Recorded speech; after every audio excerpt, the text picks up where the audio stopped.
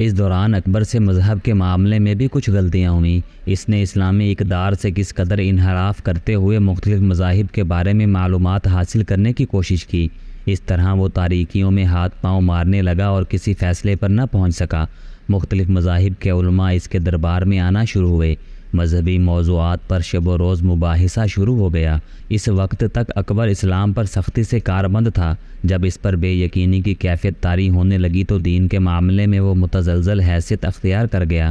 بلا شبہ اکبر ایک دور اندیش فہم و فراست رکھنے والا حکمران تھا، لیکن اس کے باوجود وہ ایک ان پڑھ حکمران تھا۔ تخت نشین ہوتے ہی اکبر نے محسوس کیا کہ اگر حکومت کا استحکام درکار ہے تو آئے دن کی ہندو بالخصوص راجپوتوں کی سرکشی کو کسی نہ کسی طرح ختم کرنا ہوگا۔ اس میں شبہ نہیں کہ اکبر سے پہلے بھی مسلمان حکمرانوں نے ہندوؤں سے ممکن حد تک رواداری کا سلوک کرنے کی کوشش کی، لیکن انتہائی تعصب کے باعث ہندو مسلمانوں پر اعتماد نہ کر سکے۔ اس بنا پر مسلمان بھی ہندوؤں پر اعتبار سے محروم رہے۔ بہرحال ہندوؤں اور مسلمانوں کو قریب تر لانے کے لیے اکبر نے جو انتہائی اقدام کیے وہ اسے بدنامی کے سوا کچھ نہ دے سکے۔ اکبر ایک نیا مذہب ایجاد کرنا چاہتا تھا جو ہندوؤں اور مسلمانوں کے بین بین ہو، لیکن ایسا کرنے سے قبل اس نے یہ نہ سوچا کہ ہندو اور مسلمان دو مختلف اقوام ہیں، انتہائی مذہبی تفریق کے حامل ہیں۔ ان کے مذاہب، معاشرت، خوراک، حتیٰ کہ لباس تک میں اتنا نمایاں فرق تھا کہ انہیں کسی ایک نقطہ پر یکجا کرنا ممکن نہیں تھا۔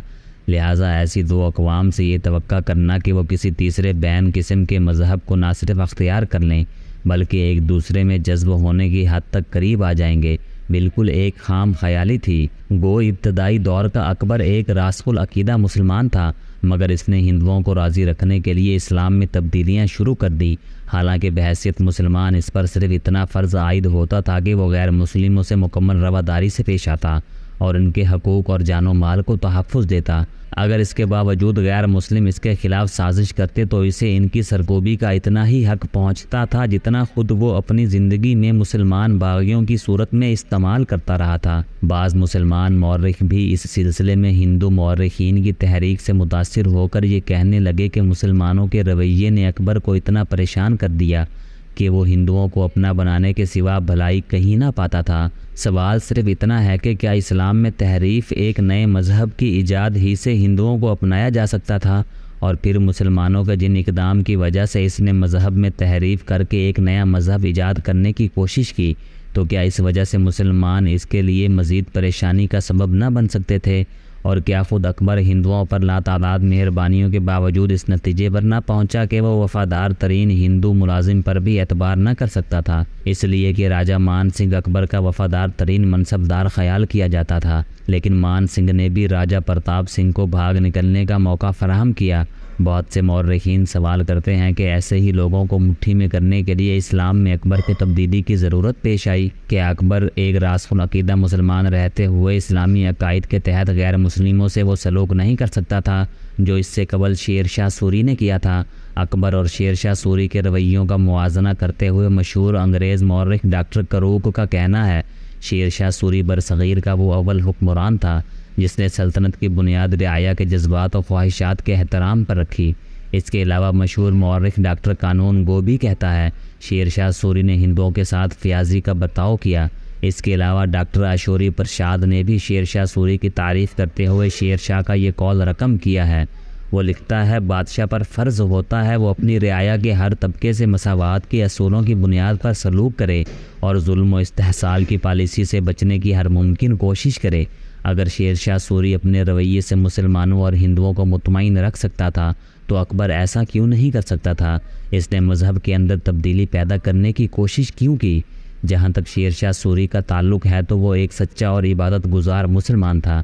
اس نے ہندوؤں اور مسلمانوں پر امتیازات کے بغیر صرف وہ کیا جو انصاف کا تقاضا تھا، اس لیے اس کی زندگی پر کسی مذہب کی ایجاد اور کسی مذہب کی تحریف اور کسی طبقے سے امتیازی سلوک وغیرہ کا منصفانہ برتاؤ کے داغ موجود نہیں ہیں۔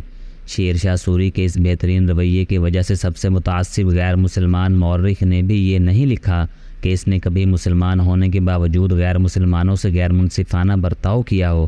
اکبر نے جو نیا مذہب ایجاد کرنے کی کوشش کی اور اسے لوگوں کے اندر رائج کرنا چاہا، تو اس سے متعلق بہت سے لوگوں کا خیال ہے کہ اگر اس کی بچپن کی زندگی کا مطالعہ کیا جائے تو یہ بات واضح ہوتی ہے کہ وہ صرف مغرور بلکہ مزاج میں پختگی نہ رکھنے والا شہزادہ تھا۔ وہ حصول تعلیم، فن و حرب وغیرہ میں ہمیشہ عدم دلچسپی کا اظہار کرتا رہا۔ کبوتر بازی، ہاتھیوں کی لڑائی اور شکار اس کے پسندیدہ مشاغل تھے۔ اس اعتبار سے اکبر کو نہ صرف مذہب سے وابستگی کا موقع ملا بلکہ تعلیم سے بیگانگی اور سیما بھی طبیعت نے اسی تحقیق اور تجسس سے بھی دور رکھا۔ اسی بنا پر اس نے ایک نیا دین ایجاد کیا اور اس کا نام دین الہی رکھا۔ مورخین یہ سوال کرتے ہیں وہ کون سی سچائی تھی جس کی تلاش میں اکبر ایک نئے مذہب کے پیچھے پڑ گیا اور نیا مذہب جس کا نام اس نے دین الہی رکھا وہ جاری کیا۔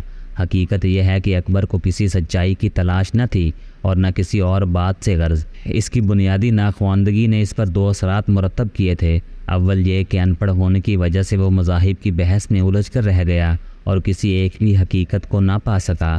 دوم یہ کہ خون کے اعتبار سے چونکہ وہ شاہی گھرانے سے تعلق رکھتا تھا اور خود بادشاہ تھا، لہٰذا ناخواندگی کے باعث اس کی احساس کمتری کا تقاضا یہی تھا کہ نہ صرف وہ خود کو لائق حکمران سمجھے بلکہ مذہبی امور میں بھی پیشوا کا درجہ حاصل کرے۔ اس قیادت کے حصول کی کوشش میں وہ اتنا آگے نکل گیا کہ اس کی اپنی شخصیت تضادات کا مجموعہ بن گئی۔ اکبر غیر مسلموں کی خوشنودی حاصل کرتے کرتے خود ذہنی الجھاؤ میں مبتلا ہو گیا۔ علاوہ ازیں اس کے چند چاپلوس درباریوں نے بھی اکبر کو یہ باور کرانے کی کوشش کی کہ وہ انسان سے بڑھ کر کچھ اور بھی ہے۔ نیا دین ایجاد کرنے کی شہ دینے والوں میں سب سے آگے ابو الفضل تھا۔ اسی کے کہنے پر اکبر نے دین الہی ایجاد کیا۔ ابو الفضل جب دربار اکبری میں داخل ہوا تو اس کی عمر صرف 22 سال کی تھی۔ اس نے اپنے باپ شیخ مبارک سے تعلیم حاصل کی تھی۔ شیخ مبارک وہ غیر ذمہ دار شخص تھا جو کبھی ایک مسلک کو اختیار کرتا کبھی دوسرے کو۔ ایک بار اس نے مہدی ہونے کا بھی اعلان کر دیا تھا۔ کچھ لوگ اسے دہریہ بھی خیال کرتے تھے۔ بہت سے لوگوں نے ایک بار اس سے یہ بھی سوال کیا کہ اسلام کا متبادل اس کے پاس کیا ہے، مگر وہ اس کا کوئی جواب نہ دے سکا۔ دراصل اس کے مقاصد صریحاً تخریبی اور راسخ العقیدہ مسلمانوں کے خلاف تھے۔ اسی شیخ مبارک کے بیٹے ابو الفضل نے بھی مذہب کے معاملے میں اکبر کو پٹڑی سے اتارا۔ چونکہ ابو الفضل دربار اکبری کا ایک چاپلوس مورخ تھا، لہٰذا قدرتی طور پر وہ اکبر کے ہر اقدام کو رنگ امیزی اور مبالغہ کے ساتھ پیش کرتا رہا۔ اس نے یہاں تک لکھ دیا کہ ایک روحانی اور ماورائی قسم کی مسرت نے شہنشاہ اکبر کے جسم کو اپنے قبضے میں لے لیا اور خدا کی دلکشی نے اپنے مقدس شعائیں اکبر پر برسانا شروع کر دیں۔ اکبر اس موقع پر دنیا کے حسن سے بے نیاز ہو کر روحانی حسن کی بلندیوں پر پہنچ گیا۔